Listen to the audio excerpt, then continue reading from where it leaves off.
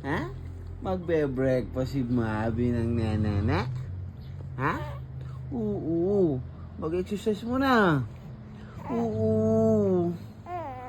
Oo, pupunta ulit ang daddy sa Mabi's farm. Oo, malapit na matapos ang farm ni Mabi. Ano anak? Malapit na matapos. O, sama ko punta daan. Saka na, pag ipapabless na. Oo, sa blessing na ikaw pupunta. Kakapitan ka ng maraming pangontra. Oo, excited na ikaw.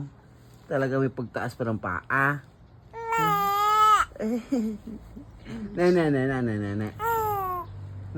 Mamaya. Mahirap yan. Exercise mo na.